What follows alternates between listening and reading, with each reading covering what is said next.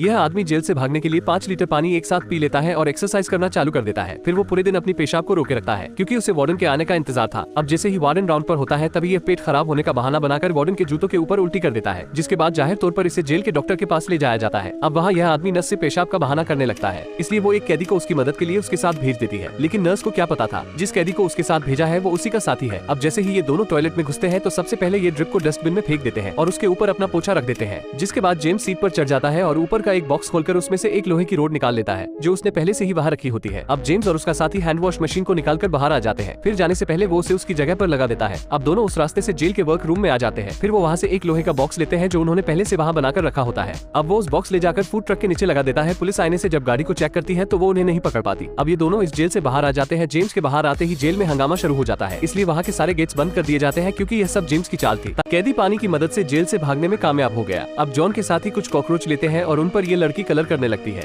जिसके बाद ये दोनों एक सुपरमार्केट से 2 फावड़े और वाटर पंप ले लेते हैं। जब सारी तैयारी हो जाती है तो वो एक केक की दुकान पर आकर एक केक खरीदते हैं। क्या इनमें से किसी का बर्थडे था? नहीं, ये भी इनके प्लान का हिस्सा था। फिर वो उस केक को ले जाकर एक महिला को पार्सल कर देते हैं जो एक वोल्ट मैनेजर होती है। वो उस केक को अपने सभी एम्प्लॉइज को बुलाकर उनके साथ शेयर करती है, लेकिन उसे नहीं पता था कि यह केक किसने भेजा है। तभी एक लड़की आकर उसे बाहर आने को कहती है क्योंकि बाहर किसी ने उसकी कार को डैमेज कर दिया था। बाहर खड़े 2 पुलिस वाले भी चोर होते हैं जो पुलिस की वर्दी में आए थे। अब वो कार देखकर दोबारा अंदर जाती है, तब तक वोल्ट का दरवाजा भी बंद हो जाता है जिसके अंदर बचा हुआ केक भी रह जाता है। फिर जॉन के साथी रात में वर्कर की ड्रेस पहनकर टनल में जाते हैं जो तिजोरी के पास होती है। अब वो एक कैश फ्लो पाइप को निकालकर उसमें सभी कलर के कॉकरोचेस को डाल देते हैं। जब अगले दिन वोल्ट खुलता है तो वोल्ट मैनेजर डर जाती है क्योंकि उसके बचे हुए केक पर सैकड़ों कॉकरोच चल रहे थे। ये कैदी सिर्फ पानी पीकर जेल से भागने में कामयाब हो गया है। जब जॉन अपने साथी के साथ लकड़ी के बॉक्स को ट्रक के नीचे लगाकर छुपता है, इसके बाद दोनों जेल से भागने में कामयाब हो जाते हैं। अब ये ट्रक एक गैस स्टेशन पर जाकर रुकता है। तभी ये दोनों उस लकड़ी के बॉक्स को हटाकर बाहर निकल जाते हैं जहाँ पास ही में एक गाड़ी खड़ी होती है